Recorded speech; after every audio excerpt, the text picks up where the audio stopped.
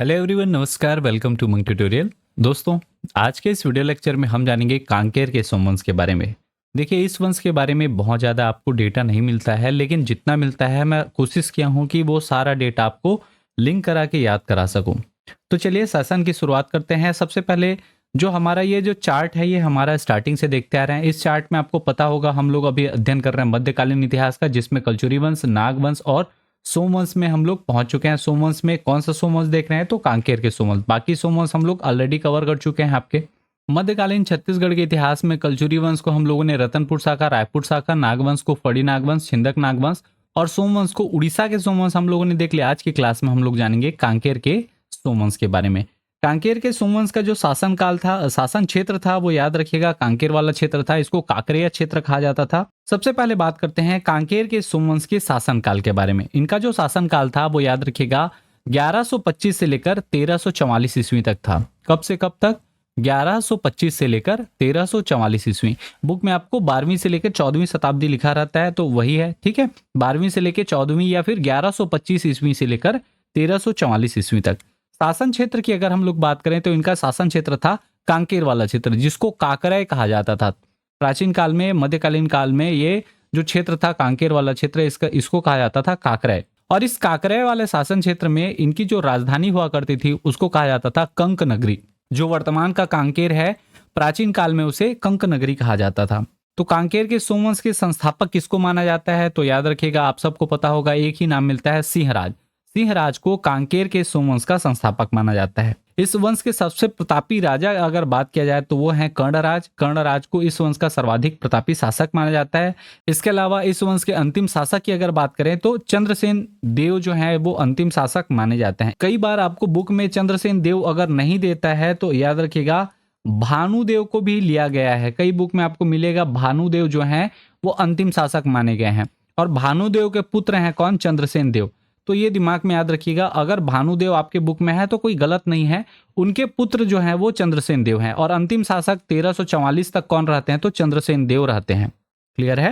बात करें इनके समकालीन राजवंश की, इस समय में और कौन कौन से राजवंश छत्तीसगढ़ वाले क्षेत्र में शासन कर रहे थे? तो इनके समकालीन राजवंश में कलचुरियों की रतनपुर शाखा और कलचुरियों की रायपुर शाखा विद्यमान थे। इसके अलावा कवर्धा वाले क्षेत्र में फड़ी नागवंश, चक्रकोट वाले क्षेत्र में छिंदक नागवंश और उड़ीसा वाले क्षेत्र में जो स्वर्णपुर था या सोनपुर था, उस वाले क्षेत्र में सोमवंश जो थे, उड़ीसा वाले सोमवंश शासन करते थे। ठीक है, तो ये इनके समकालीन राजवंश है।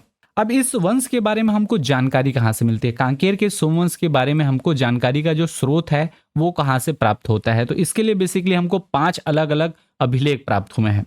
अगर आपको कभी पूछे कांकेर के सोमवंश का शिलालेख कहीं मिला है, तो जी हाँ, एक शिलालेख मिला है और बाकी जितने भी हैं वो ताम्रपत्र हैं, कॉपर प्लेट्स हैं। ठीक है, तो पहला जो साक्ष्य है वो है कर्णराज का सिहावा ताम्रपत्र।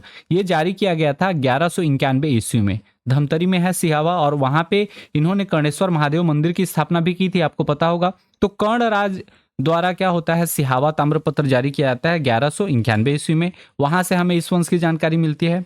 इसके अलावा पंपराज के 2 ताम्रपत्र मिलते हैं। तहनका पार से 2 ताम्रपत्र हैं जो अलग अलग संवत में आपको जारी किए गए हैं। कलचुरी संवत 965 और कलचुरी संवत 966 में, 2 अलग अलग साल। तहनका पार ताम्रपत्र जो है वो बस्तर में आपको प्राप्त होता है। इसके बाद अगले एक शासक मिलते हैं भानुदेव। भानुदेव का मुड़पारा या फिर कांकेर शिलालेख जो है, यहाँ से इनका शिलालेख प्राप्त होता है। वो 1320 ईस्वी में वो शिलालेख जारी किया गया था। कहाँ से प्राप्त हुआ है? कांकेर से प्राप्त हुआ है। किसका है? तो भानुदेव का। मुड़पारा शिलालेख या फिर कांकेर शिलालेख के नाम से जाना जाता है। इसके अलावा एक साक्ष्य जो है ये इनके शासनकाल की अवधि का नहीं है, किंतु इस वंश के बारे में उल्लेख मिलता है और वो है मैथिल रामचरण दास कृत खैरागढ़ ताम्रपत्र। याद रखिएगा, खैरागढ़ ताम्रपत्र का जो जारी करने का ईस्वी है वो 1707 ईस्वी है। ये खैरागढ़ में प्राप्त हुआ था। खैरागढ़ ताम्रपत्र के नाम से जाना जाता है। इसके लिखने वाले का नाम क्या है? मैथिल रामचरण दास। क्लियर है? तो इस प्रकार से कांकेर के सोमवंश के बारे में हमको इन 5 अभिलेखों से जानकारी प्राप्त होती है। अब क्या क्या जानकारी प्राप्त होती है उसको आगे की स्लाइड में समझेंगे, लेकिन पहला चीज याद रखिएगा, सर्वाधिक जानकारी हमको कहां से मिलती है? तो भानुदेव के मुड़पारा या कांकेर शिलालेख से। इस शिलालेख से याद रखिएगा इस वंश के 7 पीढ़ी का पूरा उल्लेख मिलता है। 7 पीढ़ी, 7 पुरखा आप बोल सकते हैं, उसका उल्लेख करते हैं कौन? भानुदेव। क्लियर है? इसके अलावा पंपराज के जो 2 ताम्रपत्र प्राप्त हुए हैं, तहनकापार ताम्रपत्र, इससे भी इस वंश के बारे में हमको जानकारी प्राप्त होती है। तो पहले इस वंश की वंशावली समझ लेते हैं। चलिए स्टार्ट करते हैं कांकेर के सोमवंश की वंशावली। तो सबसे पहले संस्थापक माने जाते हैं कौन? सिंहराज। याद रखिएगा, जो ये सिंहराज हैं ये इस वंश के संस्थापक हैं, प्रथम प्रतापी शासक हैं, और साथ ही विष्णुदेव मिरासी जी के अनुसार जो हैं ये कलचुरियों के मंडल अधिपति हुआ करते थे। जो सिंहराज थे वो कौन थे? कलचुरियों के मंडलाधिपति थे, मंडल के अधिपति थे। ठीक है, बाद में उनसे ये विद्रोह करके अपनी स्वतंत्र एक वंश की स्थापना करते हैं जो कांकेर के सोमवंशीय शासक कहलाते हैं। सिंहराज के बाद इनके पुत्र होते हैं कौन? व्याघ्रराज।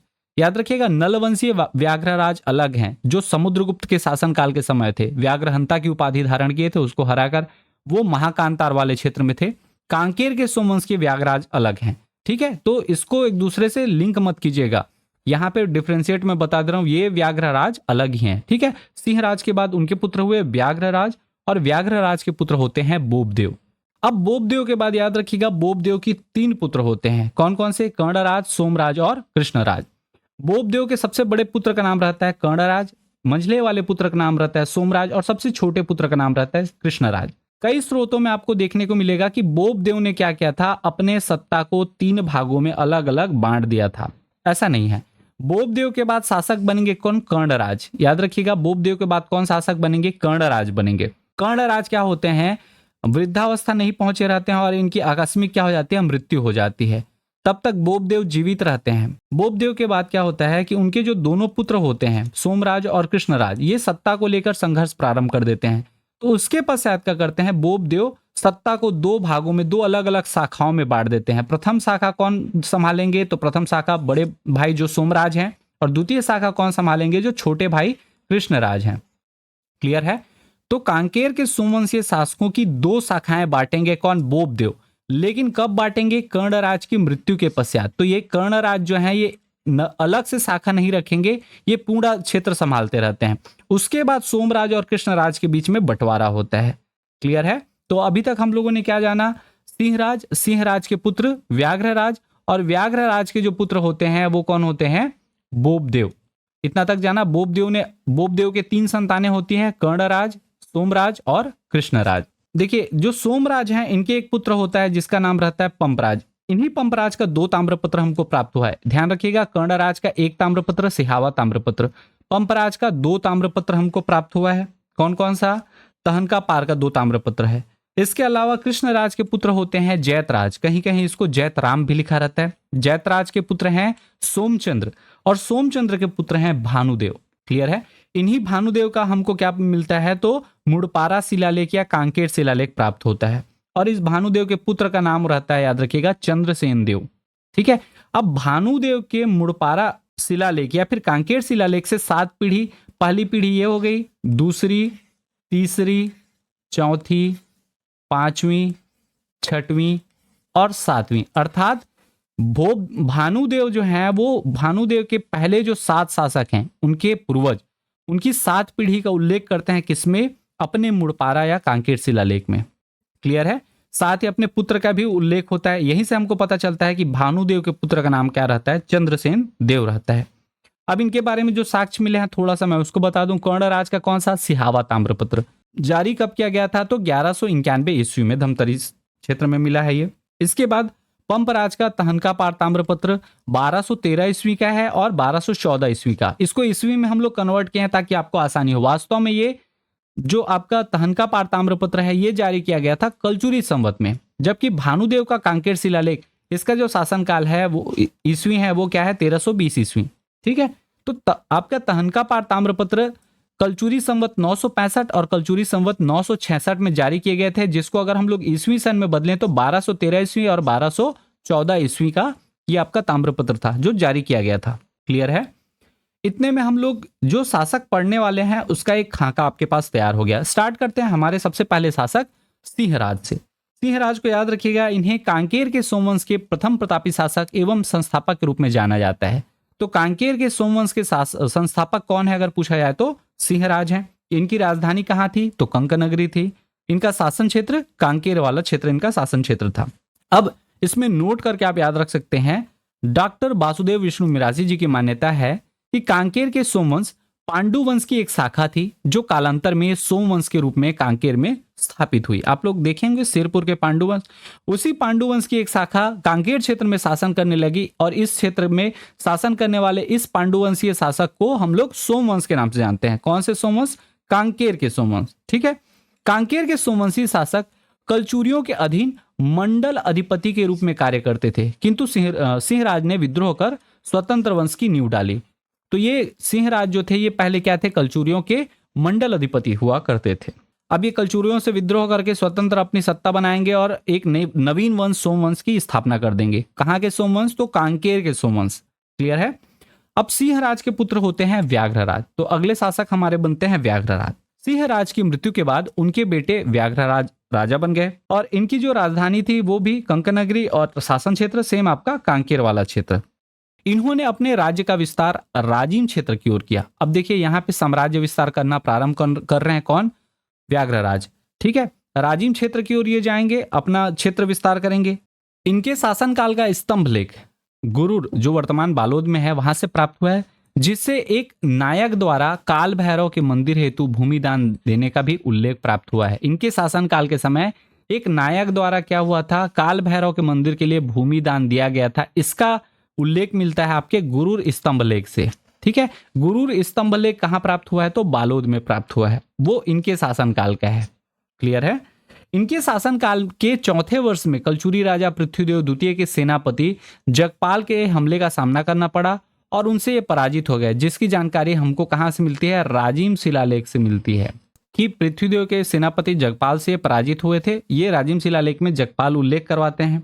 ठीक है, हारने के पश्चात इन्होंने पुनः कलचुरियों की अधीनता स्वीकार कर लिया और कलचुरी संवत प्रयोग करना प्रारंभ कर दिया। इनके पिता जो थे कलचुरियों के मंडलाधिपति थे, उन्होंने विद्रोह किया था और वो स्वतंत्र सत्ता चलाए। उसके बाद उनके पुत्र ने क्या किया? साम्राज्य का विस्तार किया और उसी कारण क्या हुआ? जगपाल देव इनके ऊपर चढ़ाई कर देते हैं और ये हार जाते हैं और फिर से कलचुरियों की अधीनता क्या कर लेते हैं? स्वीकार कर लेते हैं। इनका एक और अन्य नाम मिलता है, वो है राणक बाधराज।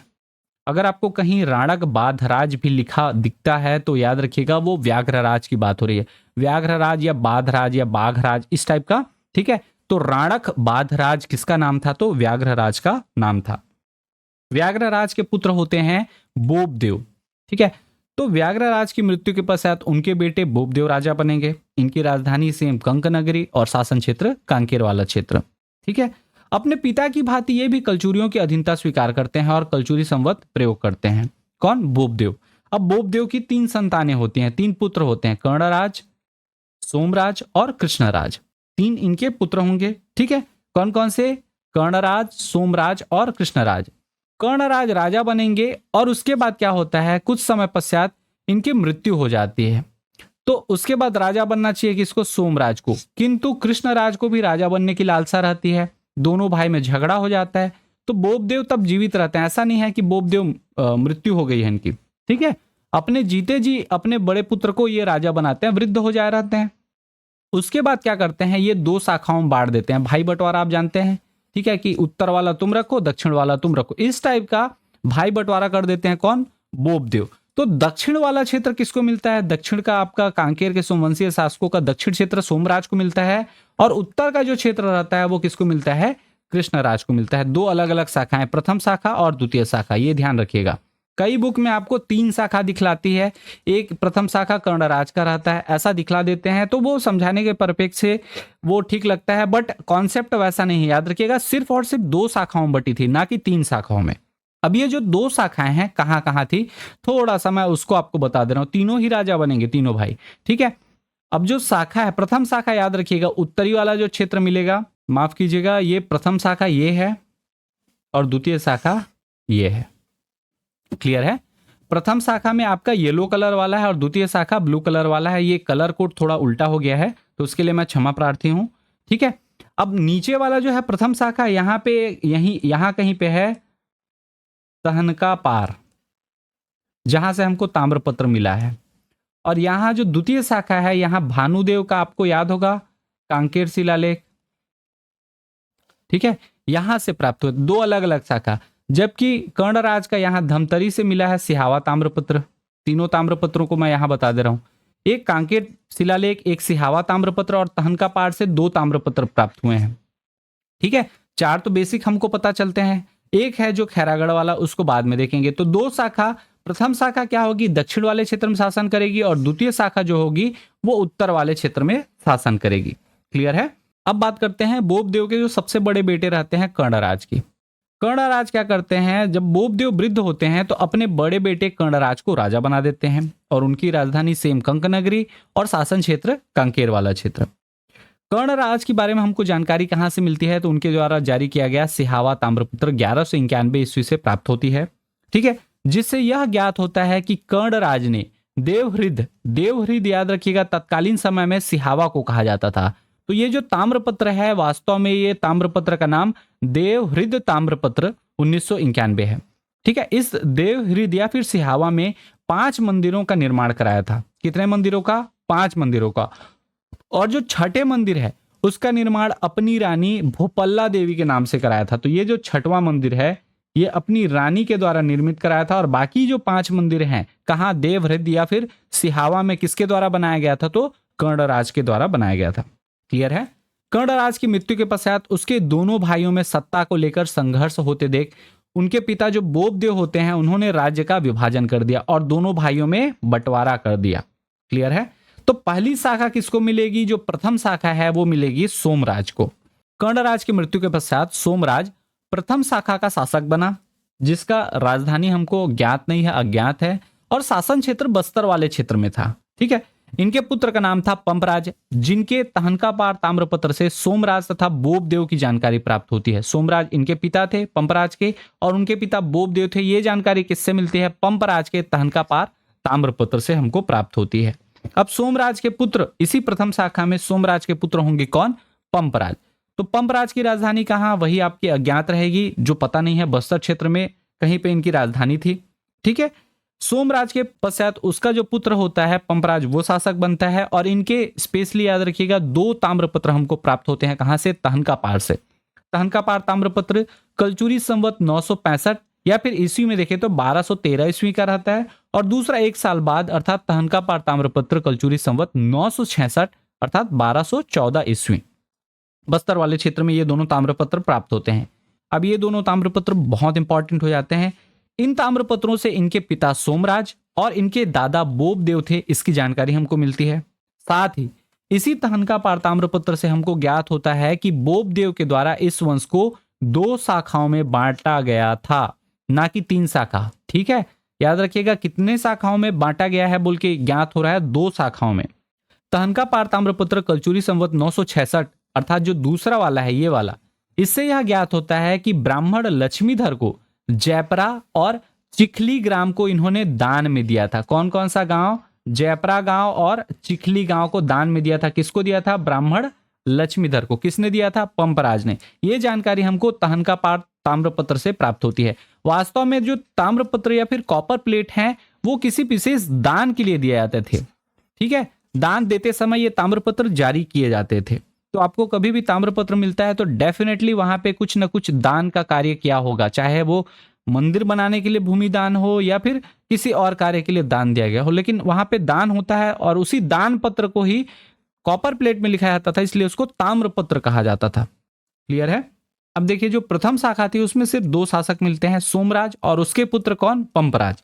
अब पहुंच जाते हैं हम लोग हमारे द्वितीय शाखा में। प्रथम शाखा की बात हो गई, द्वितीय शाखा के जो प्रमुख शासक बनते हैं कौन बनते हैं, कृष्णराज, सोमराज के सबसे छोटे वाले भाई। तो कर्णराज की मृत्यु के पश्चात कृष्णराज द्वितीय शाखा का शासक बना, जिनकी राजधानी कहां थी, तो कांकेर थी, और शासन क्षेत्र कहां था, तो कांकेर वाला क्षेत्र था। इनके पुत्र का नाम याद रखिएगा जयतराज या फिर जयतराम था। ठीक है, तो अगले शासक इनके पुत्र की ओर चले जाते हैं, वो है जयतराज। जयतराज कृष्णराज के पश्चात उनके पुत्र जयतराज जो है वो शासक बनते हैं। इनका एक अन्य नाम मिलता है, वो नाम क्या है, तो जयतराम नाम से इनका नाम मिलता है, और इनके पुत्र का नाम सोमचंद्र था, ऐसा हमको ज्ञात होता है। ठीक है, तो अगले शासक बनते हैं इनके पुत्र अर्थात सोमचंद्र। जयतराज के पश्चात उनके पुत्र सोमचंद्र शासक बनते हैं, जिनकी राजधानी कांकेर रहती है, शासन क्षेत्र भी कांकेर रहता है, और इनके पुत्र का नाम रहता है भानुदेव। इनके बारे में और एक्स्ट्रा जानकारी हमको कहीं भी प्राप्त नहीं होती, कोई साक्ष्य नहीं मिलते, बस इनका नाम मिलता है कि ये इसके पुत्र थे, यहाँ यहाँ शासन करते थे। ठीक है। अब आते हैं इस वंश के प्रतापी शासक, आप बोल सकते हैं भानुदेव। ठीक है, क्योंकि यही वो शासक हैं जिन्होंने इस वंश के 7 पीढ़ियों का अवगत कराया हमको। तो सोमचंद्र के पश्चात उनके जो पुत्र भानुदेव हैं वो शासक बनते हैं। इनकी राजधानी कांकेर और शासन क्षेत्र भी कांकेर था। इनके पुत्र का नाम क्या था? तो इनके पुत्र का नाम चंद्रसेन देव था।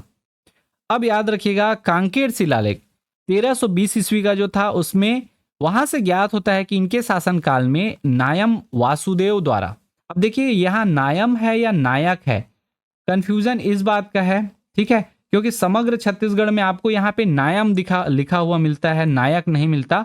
लेकिन ये नायक लिखा हुआ प्रतीत होता है, क्योंकि पहले भी नायक एक देख चुके थे, नायक द्वारा काल भैरव के मंदिर के लिए। ठीक है, तो इसको हम लोग नायक या नायम जो भी है संशय मत रखिए। अब इसको बस जानिए कि उस आदमी का नाम क्या था, वासुदेव। उसके द्वारा 3 मंदिर, 2 तालाब और 1 भवन का निर्माण कराया गया था। भानुदेव के शासन काल में किसके द्वारा? वासुदेव के द्वारा 3 मंदिर, 2 तालाब और 1 भवन का निर्माण कराया गया था। साथ ही कांकेर शिलालेख से हमको इनकी 7 पीढ़ियों की जानकारी प्राप्त होती है। कितनी पीढ़ियों की? 7 पीढ़ियों की जानकारी। अब वो 7 पीढ़ी कौन कौन से हैं मैं ऑलरेडी आपको बता चुका हूं। सिंहराज पहला, फिर व्याघ्रराज दूसरा, फिर बोबदेव तीसरा, चौथा कृष्णराज, 5वां जयतराज, 6वां सोमचंद्र, 7वां जो पीढ़ी है वो है भानुदेव। तो ये जो 7 पीढ़ी ऐसे करके ये बताए हैं, इसकी भी जानकारी हमको मिलती है भानुदेव के कांकेर शिलालेख से। ठीक है, थोड़ा सा इसको मैं जूम कर दूं तो इस प्रकार का हमको जानकारी देखने को मिलता है। किससे? भानुदेव के कांकेर शिलालेख से। अब इस भानुदेव के कांकेर शिलालेख के बाद हमारे इस वंश के अंतिम शासक की ओर बढ़ चलते हैं, वो हैं भानुदेव के पुत्र चंद्रसेन देव। ठीक है, चंद्रसेन देव की राजधानी जो थी वो कांकेर थी और शासन क्षेत्र भी कांकेर था। ये भानुदेव के पुत्र थे और उसके पश्चात ये क्या बने? शासक बने। और 1344 ईस्वी में इस वंश की समाप्ति हो जाती है और इस वंश का ये क्या? अंतिम ज्ञात शासक थे। इसके बाद की जानकारी हमको नहीं मिलती। अगर इनके पुत्र भी रहे होंगे जो शासन 1-2 साल किए भी होंगे, मान लो इनकी 1342 में मृत्यु हो गई, मान लिया जाता है, ठीक है, तो 1344 तक अगर 2 साल कोई और शासन किया भी होगा तो उसकी जानकारी हमको नहीं प्राप्त होती है। तो हम लोग अंतिम ज्ञात शासक किसको लेकर चलते हैं? चंद्रसेन देव। लेकिन यहां नोट करके याद रखिएगा, यदि ऑप्शन में इनका नाम न हो तो इनके पिता भानुदेव को अंतिम शासक मानकर चलना है। कई बुक में भानुदेव को ही अंतिम शासक मान लिया जाता है, लेकिन आपको पता रहना चाहिए कि भानुदेव के बाद समाप्त नहीं हुआ था। उनके पुत्र आते हैं चंद्रसेन देव और उसके पश्चात इस वंश की समाप्ति होती है। अब कुछ छोटी छोटी मगर मोटी बातें देखिए। कांकेर के सोमवंशी राजाओं का एक ताम्रपत्र खैरागढ़ से प्राप्त हुआ, जिसे 1707 ईस्वी में मैथिल रामचरण दास द्वारा लिखा गया था। कहां से प्राप्त हुआ है? तो खैरागढ़ से प्राप्त हुआ है। कब प्राप्त हुआ है? 1707 ईस्वी का है वो। ठीक है, कब प्राप्त हुआ उसकी जानकारी नहीं मिलती। कब का ताम्रपत्र है तो वो याद रखिएगा 1707 संवत में जारी किया गया था।